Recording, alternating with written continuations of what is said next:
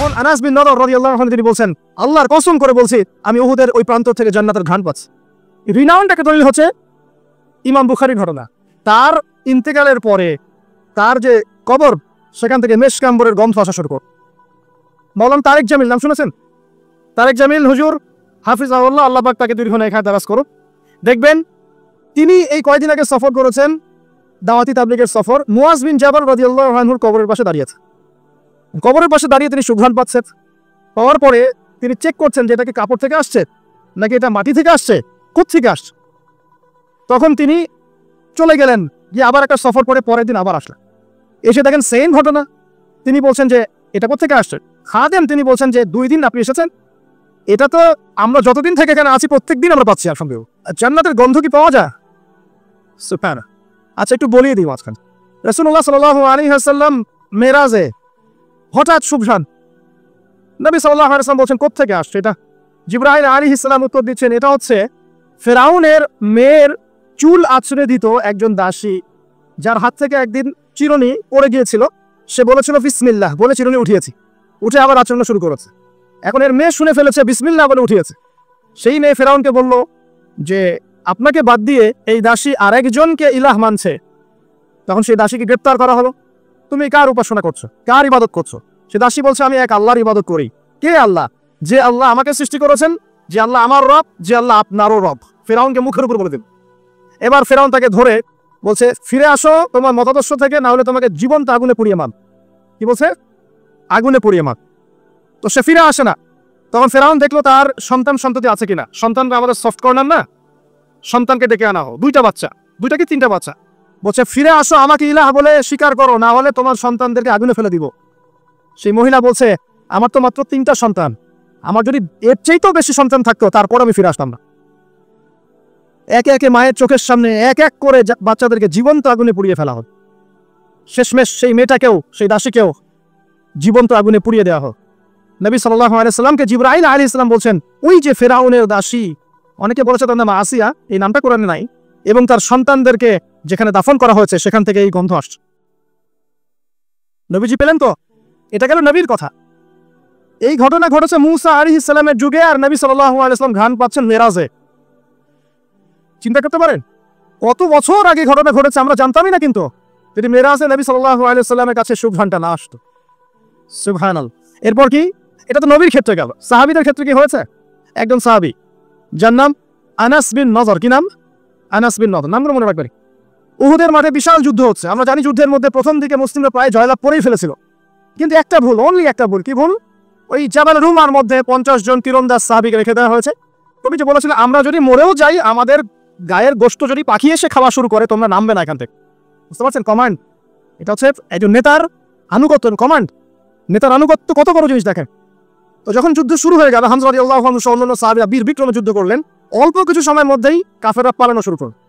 যখন মুসলিমরা বীর দর্পে যুদ্ধ করে, কাফেররা পালিয়ে যায় না? যায় না? মুসলিমরা সবাই ঐক্যবদ্ধ যদি হতে পারতো, কোনো কাফেরের শক্তি ছিল নাকি ইসলামের দিকে চোখ তুলে তাকায়?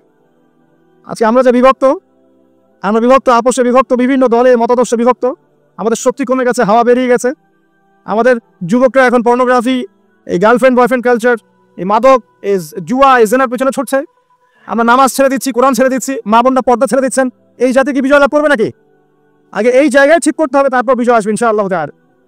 আর বিজয় যে আসবে, বিষয়ে কোনো সন্দেহ আছে? কোনো সন্দেহ নাই। আমরা না পারলে আল্লাহ পাক অন্য জেনারেশনকে নিয়ে আসবে। ওই জেনারেশন না পারলে তারপরের জেনারেশন পারবে। তারাও যদি না পারে, আমাদের দ্বারা যদি কোনো কাজই না হয়, আল্লাহ পাক অমুসলিমদেরকে হেদায়েত দিয়ে ইসলামে নিয়ে আসবেন, তাদের হাত দিয়ে বিজয় দিবেন। স্যার, পৃথিবী সভ্যতা শুরু হয়েছিল একজন নবী দ্বারা, ইসলাম দ্বারা। সভ্যতা শেষ হবে ইনশাআল্লাহ তাআলা একজন নবী দ্বারা। সেই নবীর নাম কি? নবী ঈসা ইবনে মারইয়াম। মারা গেছেন না জীবিত আছেন? বহু মানুষ বিশ্বাস করে তিনি মারা গেছেন। আমরা কি বিশ্বাস করব? আল্লাহ পাক বলছেন ওয়া মা কাতালুহু ওয়া মা সালাবুহু, তারা ঈসা ইবনে মারইয়ামকে হত্যাও করে নাই, ক্রুশবিদ্ধও করে নাই। বাল রাফাআহু আল্লাহু ইলাইহি, বরং আল্লাহ তাকে তার কাছে উঠিয়ে নিয়েছেন। তিনি কোথায় আসবেন? তিনি আসবেন সিরিয়ায়। কোথায়? এই যুদ্ধ চলছে তা সিরিয়া, দেখেন নাই? আর এখানে লক্ষ লক্ষ মানুষকে মারা হয়েছে, মা বোনদের ইজ্জত নেওয়া হচ্ছে, বাচ্চাদেরকে হত্যা করা হচ্ছে। এগুলো ইস্যু নিয়ে একটা টু শব্দ করার মতো সৎসাহস হয় নাই। যে ইস্যুগুলো নিয়ে কথা বললে কোনো বাধা বিপত্তি আসে না, সেগুলো নিয়ে ফেসবুক গরম করতে খুব ভালো লাগে। কথা বলছেন নাই? এই যে কয়েকদিন আগে যে হ্যালোইন একটা উৎসব হয়ে গেছে না, আরবদের নাকের ডগে আরবরাও করেছে না? একটা টু শব্দ করার সাহস হয়। টু শব্দ করলে সমস্যা, সাপোর্টটা কমে যাবে তো। তারপরে 2013 থেকে 22 পর্যন্ত ইয়েমেনের প্রায় 3.5 লক্ষ মানুষকে হত্যা করা হয়েছে, যার মধ্যে 60% হচ্ছে শিশু। এই ইস্যু নিয়ে একটা কথা বলার মতো সাহস ঘুমটার হয়নি। আর কি অসংখ্য ইস্যু আছে পুরো মুসলিম বিশ্বে, যেখানে তাকাবেন সত্যিকারের মুসলিমরা আজকে নির্যাতিত, নিপীড়িত। অর্থনৈতিকভাবে হোক, সামাজিকভাবে হোক, আপনার পারিবারিকভাবে হোক, ধর্মীয়ভাবে হোক, বিভিন্নভাবে তাদেরকে হ্যারেস করা হয়েছে। এই মাজলুমদের পক্ষে কথা বলার মতো সৎসাহস হয়নি। কোন ইস্যুগুলি নিয়ে কথা বলতে পছন্দ হয়? ছোটখাটো যেগুলো নিয়ে কথা বললে তো মজা পাওয়া যায়, 2-4 লাইন কমেন্ট করা যায়, কাউকে অপদস্থ করা যায়, কারো ইজ্জত ধুয়ে দেওয়া যায়। বাস্তবতা কি জানেন? বাস্তবতা হচ্ছে আল্লাহ রাব্বুল আলামিন যখন কাউকে কবুল করে নেন, সারা দুনিয়া মিলেও তার কোনো ক্ষতি করতে পারে। আর একটা বড় কথা বলি, মানুষের একটা কথা আছে যে স্পিরিচুয়াল প্রেজেন্স, মানে আধ্যাত্মিক উপস্থিতি বলে একটা কথা আছে। মানুষের ব্যক্তিগত, কিভাবে বোঝাচ্ছি, ইব্রাহিম আলাইহিস সালাম কিন্তু বেঁচে নাই, বেঁচে আছেন, কিন্তু তার আদর্শ কিন্তু এখনো জীবিত আছে। নবী মুহাম্মদ সাল্লাল্লাহু আলাইহি ওয়াসাল্লাম বেঁচে আছেন, অবশ্যই তারা কবরে জীবিত, অবশ্যই, সেটা অন্য ইস্যু। আমি পৃথিবীর কথা বলছি। নবী সাল্লাল্লাহু আলাইহি ওয়াসাল্লাম কি আমাদের মধ্যে আছেন না? আমাদের মধ্যে কি বেঁচে আছেন? তার আদর্শ কিন্তু মরে যায় নাই। এমনকি আমরা যারা এখন অনেক বড় বড় নেতার আদর্শে আমাদের জীবন করি না, তারা কিন্তু কেউ বেঁচে নাই, বেঁচে আছে, তাদের আদর্শ কিন্তু মানুষ এখনো ফলো করছে। তো এটাকে বলে স্পিরিচুয়াল প্রেজেন্স, আধ্যাত্মিক উপস্থিতি। আল্লাহ পাক যাকে কবুল করবেন, যে হকপন্থী হবে ইনশাআল্লাহ তাআলা, সে যদি ফিজিক্যালি প্রেজেন্ট নাও থাকে, তার আধ্যাত্মিক উপস্থিতি জনগণকে পথ দেখাবে ইনশাআল্লাহ। কথা বুঝতে পারছেন? তো বিগার ইস্যুগুলো নিয়ে কথা বলার সৎসাহস হচ্ছে না। এখানে বলছিলাম যে তোমরা এই জাবাল রুমা থেকে নামবে না যদি আমাদের দেহটাকে পাখি খেয়েও ফেলে। সাহাবীগণ প্রথমে দেখলেন আমরা প্রায় জিতে যাচ্ছি, তারা নেমে আসলেন, বললেন আল গনিমা, আল গনিমা। তখন একটা বিপর্যয় সৃষ্টি হলো। কি বিপর্যয়? খালিদ বিন ওয়ালিদ রাদিয়াল্লাহু আনহু 50 জন ঘোড়সাওয়ারকে নিয়ে পিছন থেকে এই সুযোগে আক্রমণ করলেন। পিছন থেকে আক্রমণ হলো, আর আবু সুফিয়ানের বাহিনী যারা পালিয়ে যাচ্ছিল এরা আবার ইউটার্ন করল। এই দুই চাপে পিষ্ট হয়ে উহুদের মাঠে সাহাবায়ে কেরাম রাদিয়াল্লাহু আনহুদের মধ্যে প্রায় 70 জন বড় বড় সাহাবী শহীদ হয়ে গেল। কতজন? প্রায় 70 জন বড় বড় সাহাবী।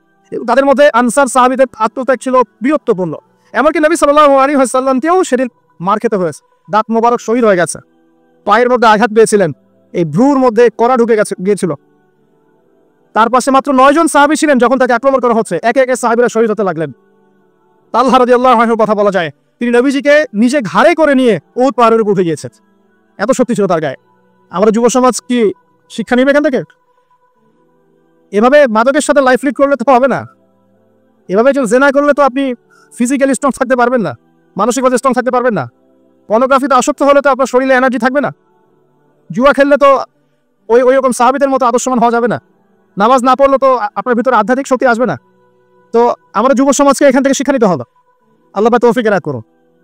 এখন সাহাবী উঠিয়ে নিয়ে গেছেন। নবী সাল্লাল্লাহু আলাইহি ওয়াসাল্লাম, তোমরা যদি কেউ জীবন্ত কোনো শহীদকে দেখতে চাও তাহলে তালহাকে দেখো, তার শরীরে প্রায় 60 থেকে 70টা দাগ ছিল, তারপরে তিনি শহীদ হন নাই। সেদিন আল্লাহ পাক তাকে হেফাজত করেছেন। তিনি বলছিলেন, আমি যখন যুদ্ধ করছিলাম, আর রাহিকুল মাকতুম বইটার মতো আছে, আল্লাহ পাক তখন তাকে এত সাকিনা প্রশান্তি দিয়েছেন যে ঘুমে তার চোখ দিয়ে মানে শান্তির ঘুম চলে আসছে। তখন তিনি বলছেন, 2-2বার আমার হাত থেকে তরোয়াল পড়ে গেছে ঘুমের চোটে। চিন্তা করতে পারেন, যুদ্ধ হচ্ছে, আল্লাহ পাক তাকে শান্তির ঘুম দিয়ে দিচ্ছে চোখের মধ্যে। 2-2বার অস্ত্র মানে তরোয়াল পড়ে যাচ্ছে হাত থেকে ঘুমের চোটে। তিনি শেষমেশ শহীদ হন নাই। নবী সাল্লাল্লাহু আলাইহি ওয়াসাল্লামকে ঘাড়ে নিয়ে উঠেছেন উহুদ পাহাড়ের উপরে। নবীজি বলছেন, তোমরা কেউ জীবন্ত শহীদকে দেখতে চাও, তালহাকে দেখ, সে জান্নাত ক্রয় করে নিয়েছে। আবু বকর রাদিয়াল্লাহু আনহু বলতেন, উহুদের দিনটা হচ্ছে তালহার দিন। তালহা যে বীরত্ব দেখিয়েছে উহুদের দিনে, সে এই কাজ দিয়েই ইনশাআল্লাহ জান্নাত ক্রয় করে নিয়েছে। কথা বুঝতে পারছেন? প্রত্যেক সাহাবীর রিপোর্ট ছিল। তো এই সময়ে একটা গুজব ছড়িয়ে পড়েছিল যে রাসূল সাল্লাল্লাহু আলাইহি ওয়াসাল্লামকে হত্যা করা হয়েছে। এমন একটা গুজব ছড়িয়ে দেওয়া হয়েছে মাঠের মধ্যে। এখন অনেক সাহাবী তরোয়াল নিয়ে বসে পড়েছে যে নবী যদি বেঁচে না থাকেন তাহলে আমরা যুদ্ধ করে দিব, এরকম চিন্তা। তখন এই আনাস বিন নাদার রাদিয়াল্লাহু আনহু তিনি ঘোড়া নিয়ে ছুটছেন। পাশে দেখা হয়েছে সাদ বিন মুয়াজ রাদিয়াল্লাহু আনহুর সাথে। কার সাথে? সাদ বিন মুয়াজ, আনসার সাহাবী, বিখ্যাত সাহাবী, যার জানাজার নামাজে নবী সাল্লাল্লাহু আলাইহি ওয়াসাল্লাম বলেছেন যে 70,000 ফেরেশতা জানাজার নামাজে উপস্থিত ছিল। কোন সাহাবী? সাদ বিন মুয়াজ। মনে রাখবেন এগুলো। আমাদের যুবকদেরকে আমাদের আইডলদেরকে তো চিনতে হবে, আমাদের অরিজিনাল সুপার হিরোদেরকে চিনতে হবে না। আমাদের সুপার হিরো কি নেইমার, মেসি নাকি? এইসব অহেতুক কাজে সময় নষ্ট করবেন না, টোটালি ওয়েস্ট অফ টাইম। সময়ের অপচয়, জুয়া টুয়া খেললে অর্থের অপচয়, আপনার যৌবনের অপচয়, সবচেয়ে বড় কথা হচ্ছে হায়াতটা নষ্ট হয়ে গেল। হায়াত নষ্ট হয়ে গেল। হ্যাঁ খেলবেন, আমি তো খেলার পক্ষের মানুষ নাকি, খেলবেন যে খেলাতে আপনার ফিজিক্যাল উপকার আছে, ফরজ ওয়াজিব তরক হচ্ছে না। খেলতে গিয়েছেন, নামাজ মিস হলে খেলা চলবে না। ফিজিক্যাল স্ট্রাকচার ঠিক রাখার জন্য, স্ট্যামিনার বাড়ানোর জন্য, ফিজিক্যালি ফিট থাকার জন্য আপনি কায়িক খেলা কিছু খেলতে পারেন। এই খেলাগুলোর মধ্য দিয়ে আপনার ফরজ ওয়াজিবকে তরক করা যাবে না। এগুলো খেলা দেখতে বসলে আমাদের কোনো উপকার আছে? ফিজিক্যাল খেলছে ওরা আর আমরা গোল গোল করে চিল্লাচ্ছি, কোনো উপকার আছে? জাস্ট একটা চোখের ক্ষুধা, কিচ্ছু না। অথচ আপনি যদি সকালবেলা উঠে 10 রাউন্ড দিতেন পদ্মার পরে, উপকার ছিল। আধা ঘন্টা পরে যদি ফুটবল খেলতেন ফজরের নামাজের পর, উপকার ছিল না? তো মূল কাজটা করেন, আল্লাহ পাক তৌফিক দান করুন। তো যেটা বলছিলাম যে সাহাবী মুয়াজ রাদিয়াল্লাহু আনহু পাশে, এখন আনাস বিন নদর রাদিয়াল্লাহু আনহু বলছেন, আনাস বিন নদর রাদিয়াল্লাহু আনহু ঘোড়া নিয়ে ছুটছেন। কি ব্যাপার, তোমরা বসে আছো কেন? সাহাবীরা বলছেন, রাসূল সাল্লাল্লাহু আলাইহি ওয়াসাল্লাম যদি বেঁচে না থাকেন আমরা যুদ্ধ করে কি করব? তখন আনাস বিন নদর রাদিয়াল্লাহু আনহু বলছেন যে যদি মুহাম্মদ সাল্লাল্লাহু আলাইহি ওয়াসাল্লাম সত্যি শাহাদাত বরণ করে থাকেন, তাহলে আমরা এখানে বসে থেকেই কি করব? চলো আমরাও যুদ্ধ করে শহীদ হয়ে যাই। এবার তিনি ঘোড়া নিয়ে ছুটলেন। সাহাবী মুয়াজ বলছেন, আপনি কোথায় ছুটছেন? আপনি অদম্য গতিতে কোথায় ছুটছেন? তখন আনাস বিন নদর রাদিয়াল্লাহু আনহু তিনি বলছেন, আল্লাহর কসম করে বলছি, আমি উহুদের ওই প্রান্তর থেকে জান্নাতের ঘ্রাণ পাচ্ছি। টাটকা দলিল দেখে নেন। নবী পেলেন, সাহাবীও পেলেন না?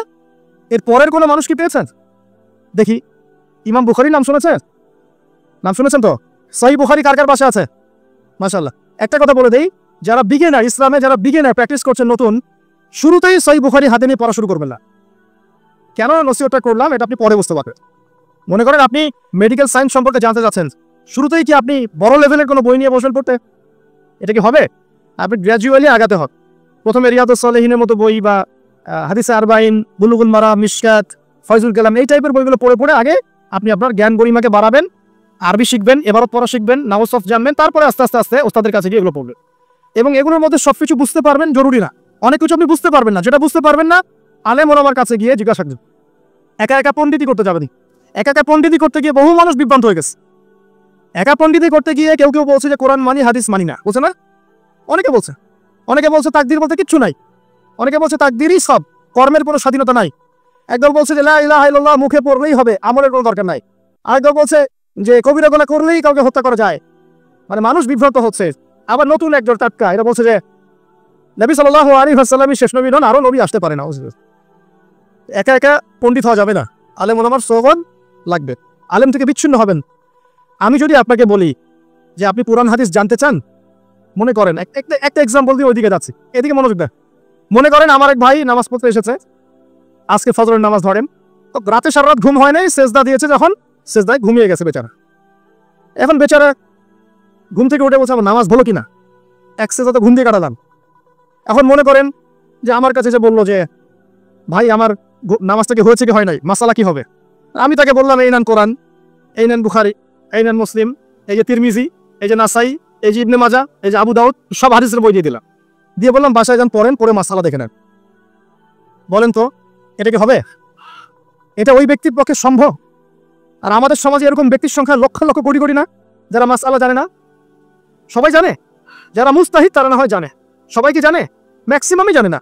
তাহলে ওই ভাই যে আমাকে জিজ্ঞাসা করলেন আর আমি যে বললাম একটা মাসালা, সে আমাকে ফলো করলো, এটা কি তার অন্যায় হয়েছে? এটা কি তার জন্য হারাম? সে কি শিরক করে ফেলেছে? সে কি বেদাত করে ফেলেছে? এই জিনিসটা বুঝতে হবে প্রিয় ভাই। আলেম ওলামা থেকে ডিটাচড হয়ে নয়, সম্পর্ক রাখবেন। তো এটা গেল রাসূলের এক্সাম্পল দিলাম, দলিল দিলাম, মেরাজের রাতের ঘাম, আনাস বিন নদর রাদিয়াল্লাহু আনহু দলিলটা দিলাম। এরপর কি কোনো কারো ক্ষেত্রে এটা পাওয়া যায়? দলিল তো অনেক পাওয়া যায়, কিন্তু এগুলো কোরআন সুন্নাহর রেফারেন্স না, এই কারণে মানুষ বলতে পারে এটা তো কোরআনে নাই, হাদিসে না। রিনাউন্ড একটা দলিল হচ্ছে ইমাম বুখারীর ঘটনা। আমরা জানি তিনি হাদিসগুলোকে একদম বাছাই করে সহিহ হাদিসগুলো কিনে একটা কিতাব রচনা করেছেন, সংকলন করেছেন। তার ইন্তেকালের পরে তার যে কবর, সেখান থেকে মেশকাম্বরের গন্ধ আসা শুরু করে। এর রিনাউন্ড ঘটনা, সবাই জানে, জিজ্ঞাসা করে দেখ। বড় বড় সালাফি আলেমরাও তাদের অনেকের গ্রন্থের মধ্যে এনেছেন। এরপরেও কি সম্ভব? এই যুগে কেন সম্ভব? মাওলানা তারেক জামিল নাম শুনেছেন? তারেক জামিল হুজুর হাফিজাহুল্লাহ, আল্লাহ পাক তাকে দীর্ঘ নেখায় দারাজ করুক। দেখবেন তিনি এই কয়েকদিন আগে সফর করেছেন, দাওয়াতি তাবলীগের সফর। মুয়াজ বিন জাবাল রাদিয়াল্লাহু আনহুর কবরের পাশে দাঁড়িয়েছেন। কবরের পাশে দাঁড়িয়ে তিনি সুঘ্রাণ পাচ্ছেন। পাওয়ার পরে তিনি চেক করছেন যে এটা কি কাপড় থেকে আসছে নাকি এটা মাটি থেকে আসছে, কোথা থেকে আসছে। তখন তিনি চলে গেলেন গিয়ে আবার একটা সফর করে পরের দিন আবার আসলেন, এসে দেখেন সেম ঘটনা। তিনি বলছেন যে এটা কোথেকে আসছে? খাদেম তিনি বলছেন যে 2 দিন আপনি এসেছেন, এটা তো আমরা যতদিন থেকে এখানে আছি প্রত্যেক দিন আমরা পাচ্ছি আপনাকে। এখন এগুলো ঘটনার তো আপনি মারিফতের ঘটনা, আল্লাহ পাকের কারামাত, এগুলো তো আপনি অথেন্টিক প্রোটেস্ট্যান্ট ব্যাখ্যা দিতে পারবেন না, পারবেন? ব্যাখ্যা দিতে পারবেন না। বিষয়টা হচ্ছে যে মানুষ জান্নাতি, হামজা রাদিয়াল্লাহু আনহু কি জান্নাতি না জাহান্নামী? হামজা রাদিয়াল্লাহু আনহু কি জান্নাতি না জাহান্নামী? হামজা রাদিয়াল্লাহু আনহু একজন সাইয়্যিদুশ শুহাদা, শহীদদের সর্দার। উহুদের মাঠে শহীদ যারা আছেন তারা কি জান্নাতি না জাহান্নামী না? হাদিসে এসেছে যখন কেউ আল্লাহর রাস্তায় যুদ্ধ করে শহীদ হয় তার আত্মাটাকে আল্লাহ পাক জান্নাতের সবুজ পাখির মধ্যে রেখে দেন এবং সেখানে সে জান্নাতে ঘুরে বেড়ায়, যা ইচ্ছা ফল খেয়ে বেড়ায়। এখন নিঃসন্দেহে উহুদের সাহাবীরা সব জান্নাতি। এখন জান্নাতি কোনো মানুষের কবর থেকে যদি ঘ্রাণ আসে, সেই ঘ্রাণটাকে জাহান্নাম থেকে আসবে নাকি বোকা? কথা বলেন। জান্নাতি কোনো মানুষের কবর থেকে যদি সত্যি সত্যি ঘ্রাণ আসা শুরু করে আর কিছু মানুষ সেটা পায়, সেই কবর থেকে কি জাহান্নামের গন্ধ আসবে? জান্নাতের গন্ধ আসবে। আর যদি আমরা বলি যে মাশাআল্লাহ মদিনার পরিবেশটা পুরো জান্নাতি পরিবেশ, তার মানে কি মদিনাকে জান্নাতের সাথে তুলনা করা হলো? কথা বোঝেন নাই? আমরা যদি বলি বাহ মদিনার পরিবেশটা মাশাআল্লাহ জান্নাত, এই কথার মধ্য দিয়ে কি মদিনাকে জান্নাতের সাথে তুলনা করা হয়েছে? কিসের সাথে কি মিলে তালগোল বাকি অনলাইন গরম করে আল্লাহ ভালো যাক। আমি খুবই ইন্টেলেকচুয়াল লেভেল দেখে আমি খুবই হতাশ যে মানুষের ইন্টেলেকচুয়াল লেভেল এত নিচু হতে পারে।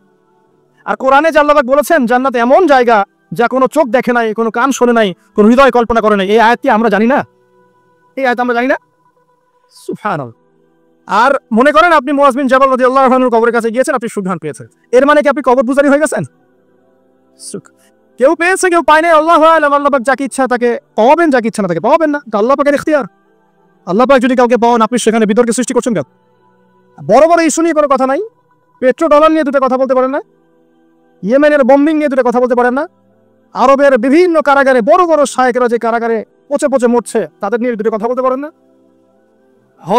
হলইন উৎসব চোখের সামনে হয়ে গেল, দুটো কথা বলতে পারলেন না। সুবহানাল্লাহ। মানুষ দিন দিন কাদিয়ানী হয়ে যাচ্ছে, কেউ শিয়া হয়ে যাচ্ছে, কেউ এই যে আহলে কোরআন হয়ে যাচ্ছে, কত ফেরকা, কথা বলার সুযোগ নাই, কথা বলার ইস্যু নাই। মানে দিনের সব কাজ করা শেষ, এখন এই ক্ষুদ্র ক্ষুদ্র বিষয়গুলো আমাকে দেখতে হবে। এখানে মূল বিষয়টা কি? মূল বিষয় হচ্ছে হিংসা। 1 নম্বর কি? হিংসা। 2 নম্বর পরশ্রীকাতরতা। 3 নম্বর অহংকার। এবং 4 নম্বর কিছু উপকার হলে, যুবকদের একটা ফ্লো সৃষ্টি হলে এটাকে থামিয়ে দেওয়ার চেষ্টা কর। একটা কথা শুধু বলে সামনে যাই, এগুলো করে কোনো লাভ হবে না ইনশাআল্লাহ। কারণ আল্লাহ রাব্বুল আলামিন যদি কাউকে কবুল ও মঞ্জুর করে থাকেন, আপনার এই ঠুনকো মিথ্যের এই বাতাসে আল্লাহ রাব্বুল আলামিনের পথযাত্রীদের নোঙর নৌকা এবং জাহাজ কখনো থেমে যাবে না ইনশাআল্লাহ তাআলা। আর একজনের ইন্তেকাল হয়ে গেলে বা একজন হ্যারাসের শিকার হলে আরো হাজার হাজার মানুষ তৈরি হবে ইনশাআল্লাহ।